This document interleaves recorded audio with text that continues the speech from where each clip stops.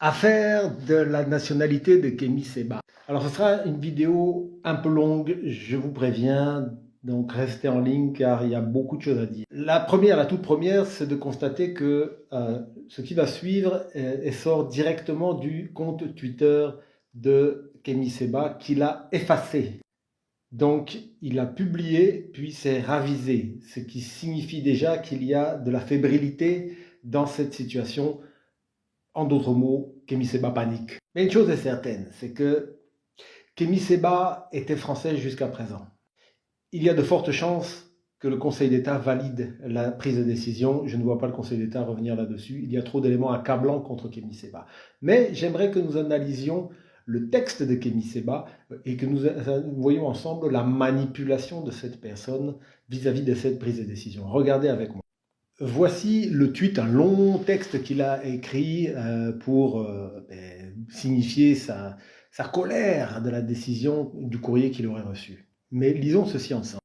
Il dit « Le gouvernement français, dépassé par le succès de notre combat anticolonialiste auprès des masses africaines et diasporiques, craque et dans un réflexe négrophobe désespéré dont il a le secret, veut en réaction me retirer de la nationalité française. » Très bien.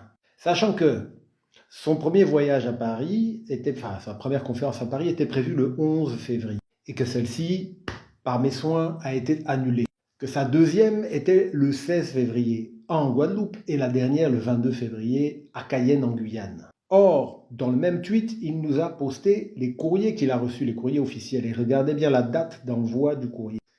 C'est écrit en petit, je vous l'accorde, mais je vous le lis le 9 février, c'est-à-dire 2 jours avant la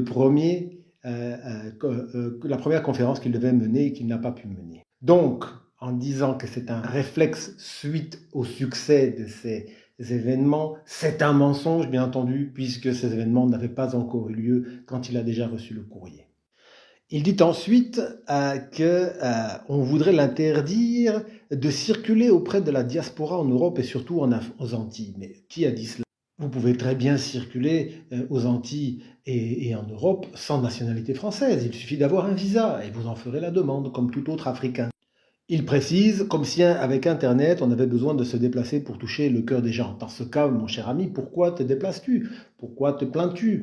Cher gouvernement français, votre réaction profondément néocoloniale, ce qui est étrange puisque le néocolonialisme signifie que les populations sont intégrées dans la nation.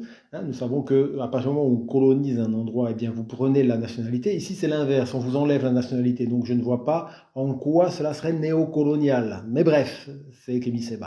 Constitue pour nous une immense décoration de guerre, preuve s'il en fallait de l'efficience de notre travail de déconstruction de la France-Afrique. Très bien, dans ces cas-là, à nouveau, pourquoi s'en plaindre? Si c'est une victoire, vous devriez juste vous en féliciter. On ne m'en dira rien auprès de vous. Mais vous n'avez plus rien à mendier, vous aviez la nationalité, on va vous la retirer. Ce n'est pas une mendicité, c'est un fait administratif. Je ne suis pas de ceux qui pleurent lorsqu'ils sont expulsés ou discriminés. Juste faire une grosse tartine pour prendre à témoin toute une communauté, mais ils n'appellent pas ça pleurer. Africain et fier de l'être jusqu'à mon dernier souffle. Très bien, vous êtes africain, restez donc africain, vous n'êtes pas français, vous le précisez. Mais on va se servir de cette affaire pour illustrer la nature négrophobe, systémique de votre politique.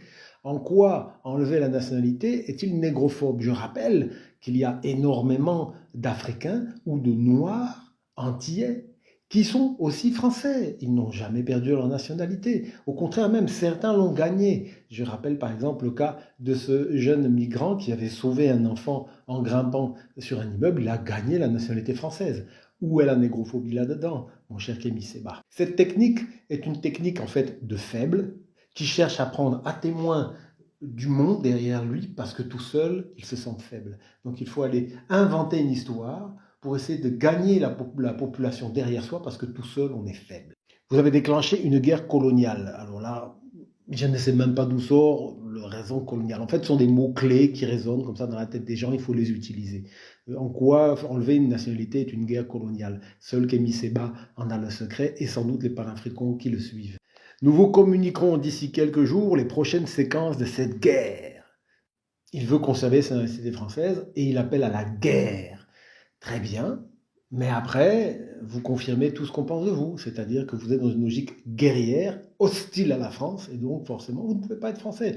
Votre message ne fait que confirmer ce que le Conseil d'État risque de faire. Alors pourquoi, vous me direz, pourquoi Kémy Séba? Attendez, je remets sa bouille. Voilà, pourquoi ce monsieur est en panique à ce niveau-là? Je vais vous l'expliquer pourquoi. Parce que, évidemment, il y a d'abord la facilité de voyage, ça c'est un cas, mais il y a quelque chose de plus important.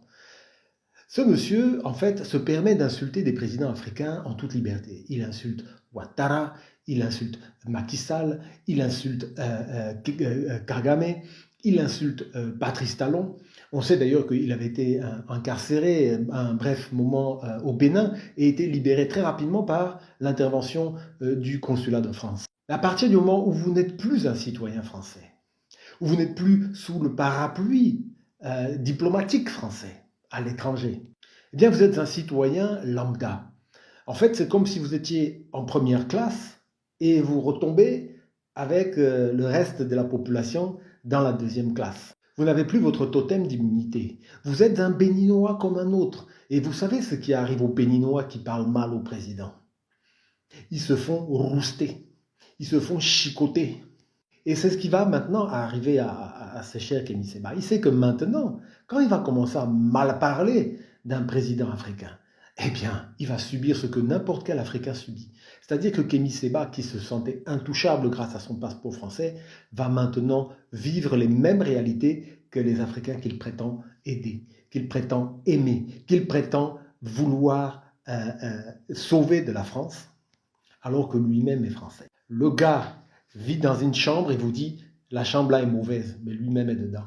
Et quand on lui dit tu vas sortir, il commence à paniquer. Il dit oh, vous me cherchez la guerre, vous me cherchez la guerre. Oh, moi, vous croyez quoi? Moi, je n'ai pas peur. Mon ami, du jour au lendemain, tu seras un citoyen africain, un vrai, avec les réalités qui vont avec. Fini la possibilité de voyager comme on veut, en business class dans Air France. Fini les totems d'immunité de sortir le passeport français pour dire je suis français, vous ne pouvez pas m'arrêter. Continue à insulter Talon. Maintenant, tu es au Bénin, sans ta nationalité, tu vas devoir insulter Talon. Tu vas faire comment? Dans quel pays africain tu vas aller maintenant aller insulter un autre président? Je ne vois que 3 pays où tu pourras aller. Mali, Niger, Burkina. Et encore pas longtemps, parce que le jour où il y aura un coup d'État là, c'est fini d'être. Tu ne pourras plus rester en Afrique. Et la France ne voudra plus de toi. Et sans passeport français, tu sais que tu ne pourras même plus aller dans toute l'Union européenne, ni chez ta femme en Belgique. Donc là, c'est la panique. Mais bon, il y a Moscou, il y a Téhéran, il y a Caracas. Ce sont des endroits très sympathiques, tu verras, et très développés. Tu vas t'y plaire. Ce qui me plaît là-dedans, au-delà du fait qu'on va t'enlever ta nationalité française, c'est que maintenant, toi qui te réclames africain, tu seras vraiment africain. Tu vas sentir ce que c'est d'être africain. Ce sera fini la bouche. Ce sera fini les prestiges. Quand tu seras à Cotonou, ce sera comme tous les autres. Comme le gars du Zen. La galère. Là maintenant, peut-être que tu vas gagner en humilité. Bah bien. Pour ceux qui ont été jusqu'au bout de ma vidéo, abonnez-vous à Analimonde. Moi, je commence à dire les vérités sur tous ces gens-là. Le panafricanisme, c'est la connerie. Ce sont les pasteurs d'aujourd'hui. Et en voilà un. Ils bouffent l'argent sur votre dos. Mais ça va être fini bientôt.